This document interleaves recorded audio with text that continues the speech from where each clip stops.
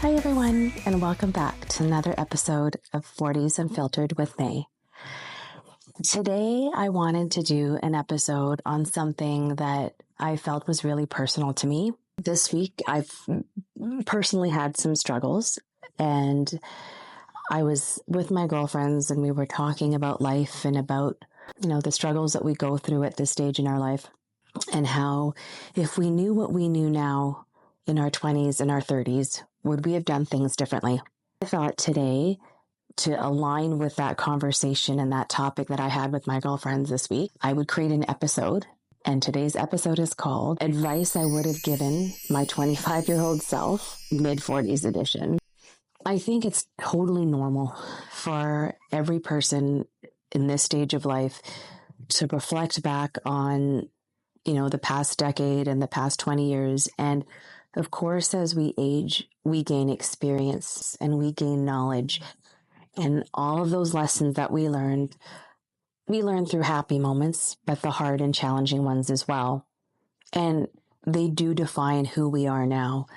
But I know, regardless who you are, where you come from, what you've done, what experiences you've encountered, at one point or another, every person always asks the what if. What I wanted to do today was highlight all the things that, if I could go back and go back to my 25-year-old self, these are the things that I would say to myself.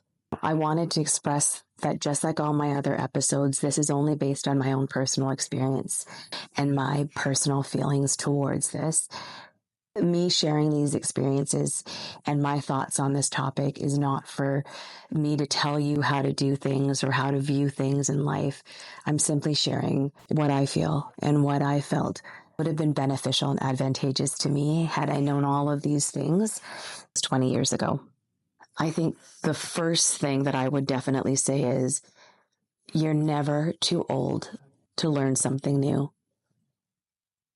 Probably in the past 5 or 10 years, I found myself saying that quite a lot when it comes to trying out new things and taking a chance on new experiences. I would say I'm too old for that, or it's too late for that. And I would hold truth to that, and I would stay firm with that decision. And recently I've kind of looked at things and reevaluated a lot of opportunities that have been new to me that have come forward in the past little while. And I decided to change my narrative around it and my perspective on it. I don't want to be that person who says it's too late to do ... It's too late to do these things, because I'm still on this planet. I'm still growing, and I feel that's nothing but an excuse for me. I made the conscious decision that I wasn't going to live with that motto anymore. The reason I had put this as number one was because really it loops us back to starting this channel. That was one thing that I've always wanted to take a leap of faith on and try. And for 5-10 years, or maybe even a bit longer, there were so many things that would come up in my mind. And a lot of it would stem along the lines of, I'm too old for this, and what would people think? And I don't know how to do these things. I wouldn't even know where to start. And I would use that story and I would use that narrative year over year. But the one thing that was constant is that question mark in my mind. What if I had done that? What if I had done this? Could I have done that? And I just realized one day when I was at home recovering from my hysterectomy, now is as good of a time as any other time. I had the time because I was recovering. Yes, I'm not getting any younger, but at the same time, who's to say that you can't redefine yourself and build your experiences and grow as a person and at 45. So I put those fears aside and I put those reservations aside, and I started this channel. And if I can learn something from this, I think it's already considered a success. I don't think it would have had any bearing whether or not I had started this at 30 or 40. Perhaps the content would have been a bit different because of the age that I would have been in and the era and the encounters that I would have experienced at 30s versus 40s. But we're continuously learning, continuously growing, because if we're not learning or growing, we're dying, right? It's amazing how many opportunities present themselves when you're open to them. Learning to swim. When I was younger, I had a very traumatic experience. And because of that, I was about 7 years old. I've always had this irrational fear of water. And every year since I was 7, I would say, I'm going to learn to swim. Next summer I'll swim. Next season I'll swim. Year would go by after year. And I realized that, again, now is as a good time as any. And I'm so fortunate I have one of my good girlfriends as well, who's my age, and she doesn't know how to swim either. And so we thought we would embark on this new chapter in our life together. I think it's amazing because, again, some people would say, you know what, I've lived 45 years of my life and I've gotten by this far, so why bother? We decided to bite the bullet and put our fears aside and try it out. And we are I think we're going on to week 3 of lessons, and it's a challenge. It's a struggle. We do have private lessons because I don't think we were comfortable enough to be in a group setting. We laugh every single time because we go to McDonald's after, because that's our treat for being so brave. I think it's amazing that we're going through this together and that we support each other in this, and there's zero judgment. When we're learning how to swim, he's teaching us the fundamentals, and it's about breathing in the water and opening your eyes under the water and getting comfortable with exhaling. And I remember when my children were younger, I would watch their swim lessons and I'd watch their instructor, and at some point or another in their training and in their lessons, without fail, a swimming instructor will always take these rings, like these little rings, and he would throw them in the water, and then he would make my kids fetch it and go under. And doing that exercise would help them build their confidence and their skills. These swimming lessons are definitely a humbling experience for me, because I remember, and I feel terrible, but I remember taking both my kids when they were still learning swimming at the very beginning, and they would dread it. And I would be driving them to the lessons and they would be humming and hawing about how I'm so scared. And, I don't know if I can do this. And I don't like being under the water, and all these things that kids will normally say when it's foreign to them and it's unfamiliar. And I would just say to them, don't worry about it. There's nothing to be afraid of. It's just water. Well, let's fast forward, 15, 16 years. Our swim instructor, he throws these rings in the water at the end of the lesson. He's like, lessons aren't done until you guys pick this up. And my friend, she was determined. I don't know if it was because she was determined to get the hell out of the pool, or if she was just determined. She took it like a champ. She picked them up, and then she gave it to the instructor, and she proudly handed each ring by ring, until hers were done. And I just looked at the instructor, and he said to me, you need to pick up all these rings before you leave. And I was like, and I'm like, are you kidding me right now? And he was like, no. And God bless my girlfriend. She has a heart of gold. So she's like, I'll pick them up with you. Meanwhile, I'm just giving this instructor daggers. Like, I'm not 4. I did pick up some of them because I do realize that he's our instructor, and he was instructing us. So I did it reluctantly. But I'm not going to lie to you. Like, if you ever want an activity that is self-deprecating and that makes you feel terrible about yourself and that stings your pride, go fetch rings from the bottom of a pool. Okay? And a pool that's only like 4.5 feet high. I mean, that itself, all my dignity, self-respect, and pride went out the door. But God bless my girlfriend, because she is a team player and she carried me. But hey, we've got a few more lessons, so I'll keep you all posted on the progress. Currently, right now, I can swim to save my life-ish, but I think I still have a long ways to go. Nonetheless, my point of this is it's never too late The second thing I would say, if I could go back and talk to myself in my 20s, is acknowledge mental health, take care of your mental health, and accept it. When I grew up, I think a lot of it has a cultural bearing to it, but when I grew up, mental health wasn't something that was talked about. It wasn't something that was acknowledged. I'm never faulting anybody for that. It was just something that in my family and my culture wasn't something that anyone was familiar with. And so when I entered my 20s and 30s, and even now, I've probably experienced the hardest things in my life. It all really started when my mom died, and she died when I was 22. That was a very heavy, heavy situation, and it was a very dark time for me. When I had lost my mother, who was like my best friend, I lost a part of who I was and was so desperate to define who I was right after she died, and trying to find that definition and that belonging. I put myself in some really compromising situations because I didn't grow up knowing a lot about it. I would say that there was a stigmatism around it. And when I felt that I wasn't able to achieve things or do things, and when I felt things that I didn't think were valid, I myself created this definition of weakness. And I thought, well, if I acknowledge that there's something wrong, or if I need help, it means that I can't carry my own weight and that I'm not strong enough to deal with things. I was so fortunate enough to have a mother who, she was the strength of our family, and she was the most amazing person, and she was the most supportive person.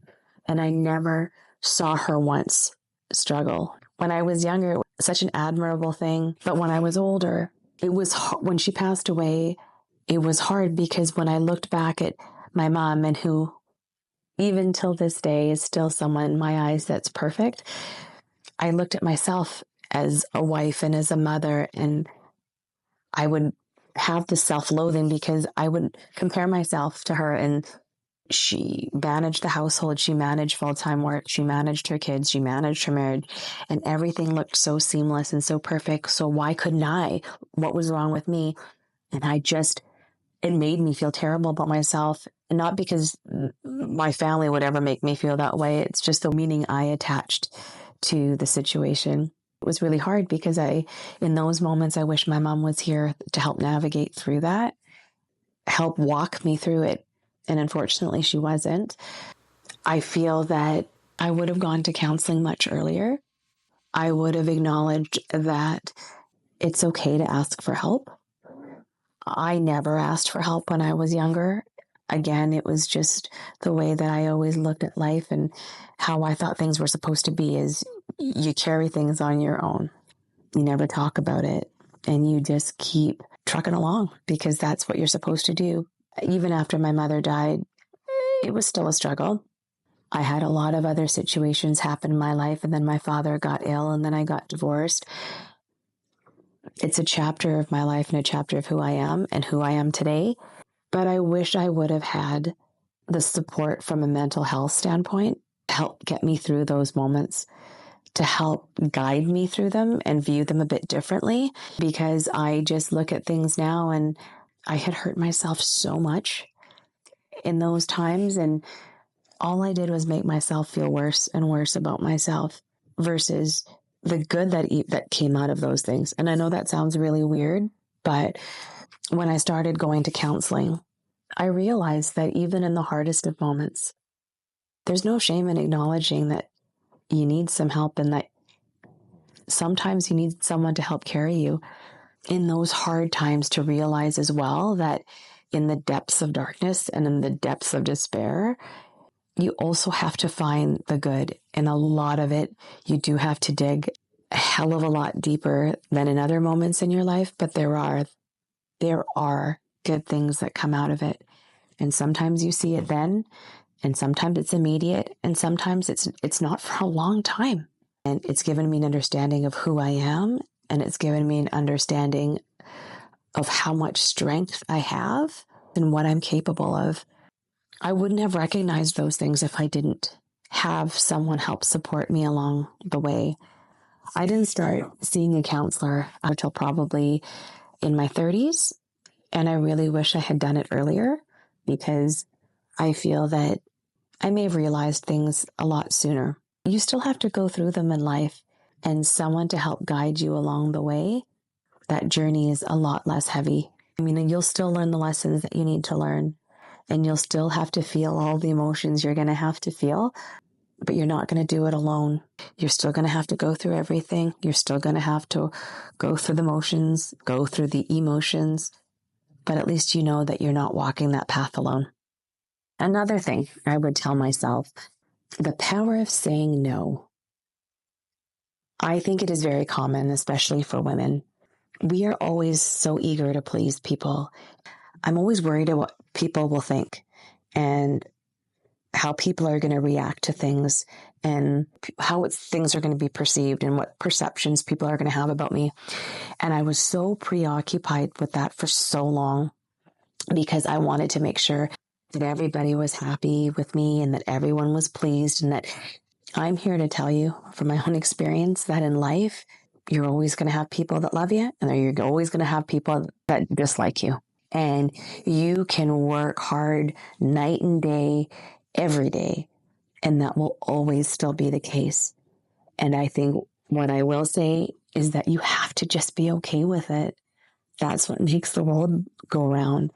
Different perspectives, different people, different opinions.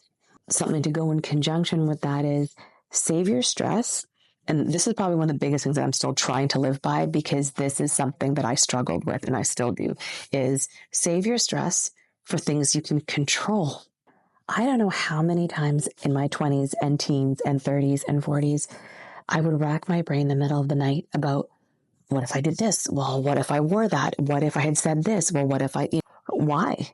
Because you start lamenting over all of these things. And let's be honest, 90% of the time, none of those things even come to fruition. Meanwhile, you've lost sleep, you've lost time, you've lost confidence, you've lost self-respect over something that never happened. In life, someone's always going to be behind you and someone's always going to be in front of you. And you need to be okay with that. I feel like if you're constantly judging yourself and you're constantly thinking that you're not enough, you're never going to be happy. You can't change people's perspectives about you, and you can't change people's feelings about you. But what you can control is how much you allow those people's perspectives and those people's opinions to impact you and affect you. I would encourage you to look at it in a light of, yeah, people hate me. That's okay. Instead of asking yourself, how can I impact the way people think about me and people view me? Change the narrative, reframe how I let those people's opinions and perspectives of me impact me in my life. I guarantee you, if you switch it around and reframe your thinking that way, and you'll feel a lot better. I always found too that most of the time, the opinions of the people that I tried so hard to change and influence were opinions of people who are irrelevant now or have no bearing in my life now. If that's the case, then why do I attach so much weight on their feelings of me on my everyday life? It doesn't make sense. Really, I know that just preoccupied so much of my time and my heart and my mind in my younger years, and it just didn't serve me. The next thing I would say is, when you're trying to please everybody and you're trying to impress everyone and you're really just wanting to make sure that you're making everybody else happy, even at the expense of your own, but I think that's the most unfair thing to do to yourself. I understand that sometimes your heart is in the right place and the intent behind it, it's genuine and it's because you care so deeply. But if you're doing that, it shows your lack of care for yourself and for your boundaries. You can't be that person, and you can't be in every place, everywhere, every time. And that's all right. Time is so limited, especially as you get older.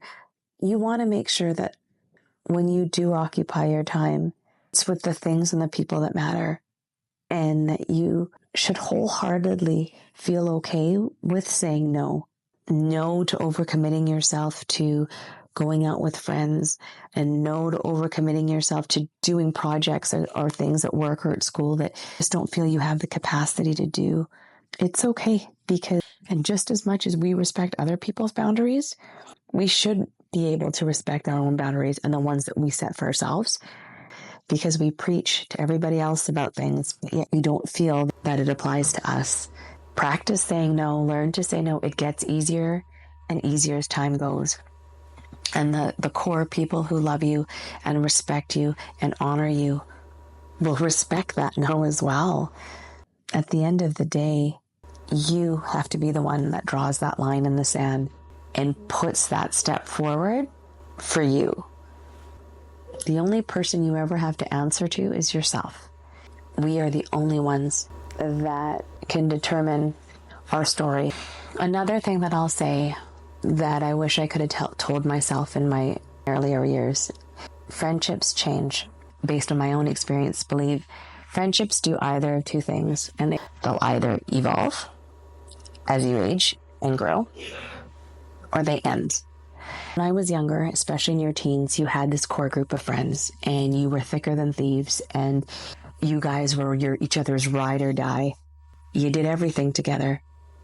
And I would say, even though they were close friends, your friendships required a high level of maintenance. As you get older, time becomes more restricted. You have families, you have partners, you have commitments, you have work. You don't have the luxury of being able to just not worry about everyday life and just worry about what bar I'm going to or what I'm wearing. And while those were great years, it's not reality. It's not reality as an adult.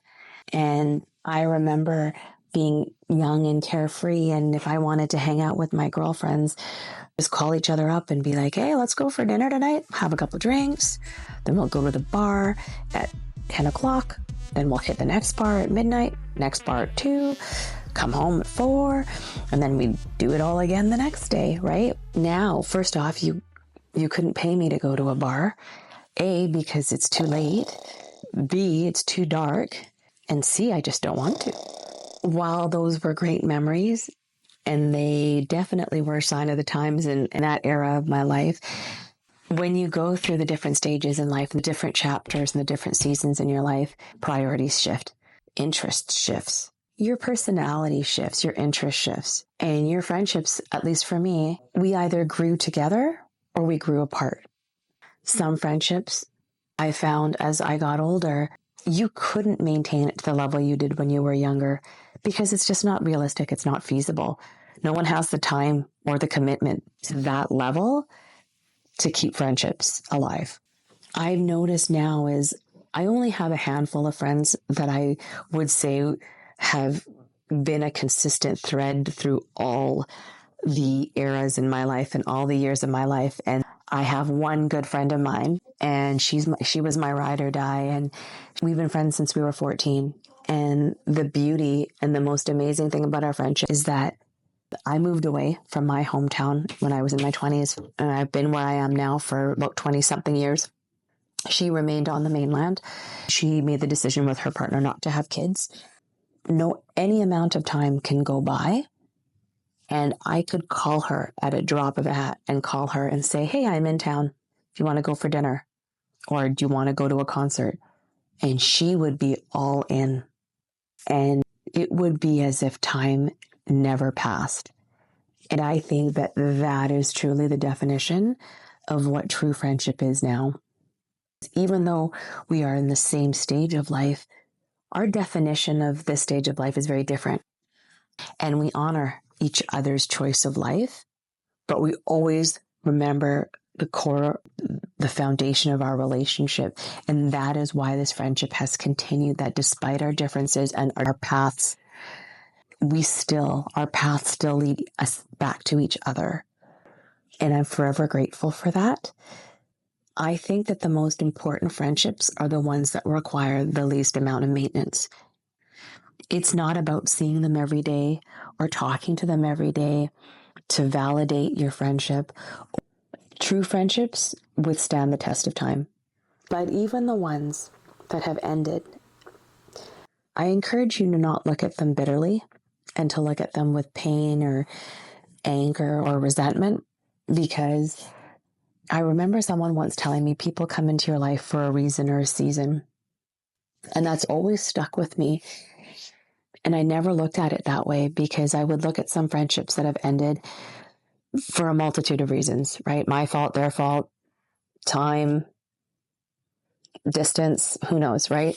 And I would look back at them and I'd feel remorse or regret or anger, despite how those those relationships and friendships have ended.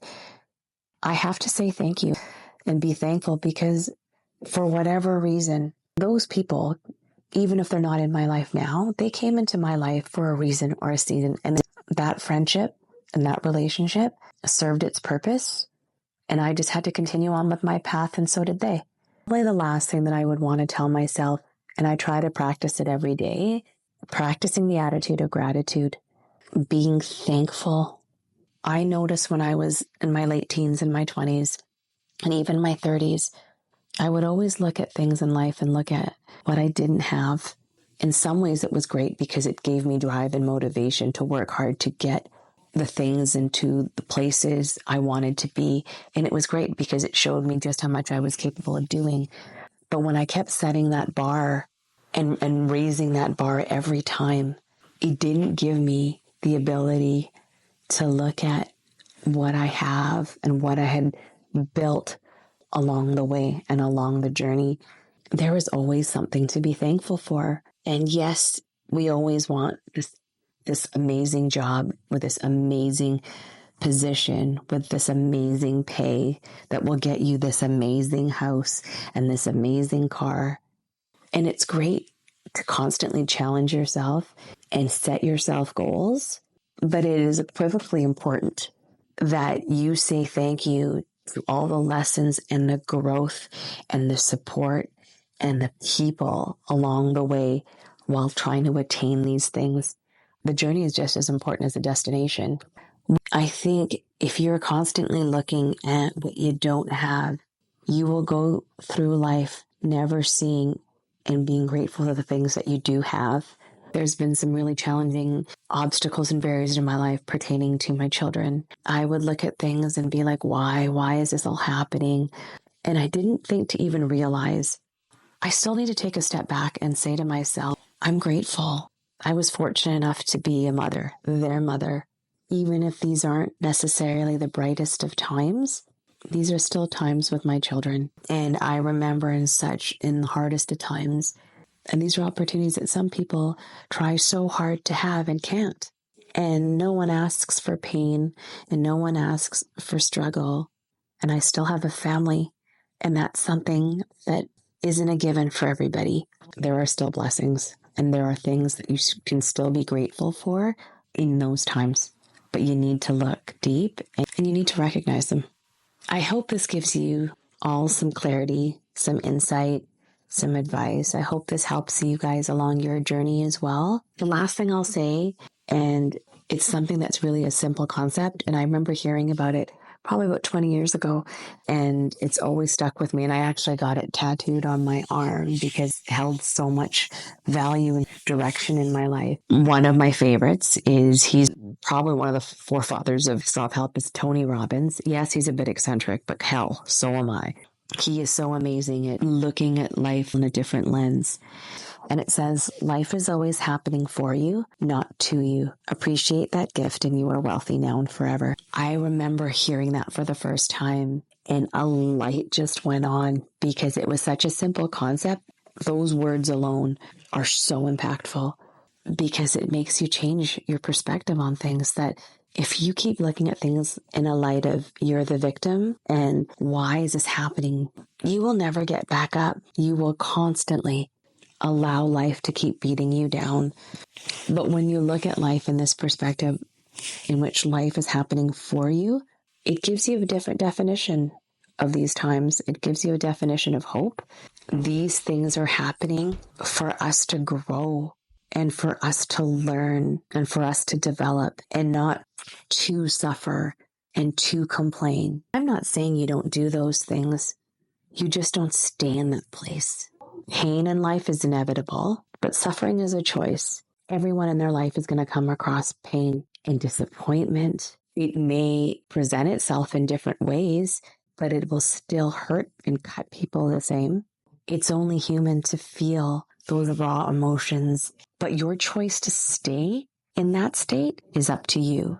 All the challenges in my life, a lot of them bring immense amount of pain, but I also need to choose to move on from it.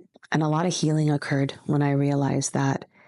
Anyhow, I hope today's episode was able to give some of you some light, some insight on wherever you guys are in your journey. If you did like today's episode, please like the video and subscribe to my channel. It would really help me out. I hope you all have a good one, and I will see you all next week, 40's fams. Bye.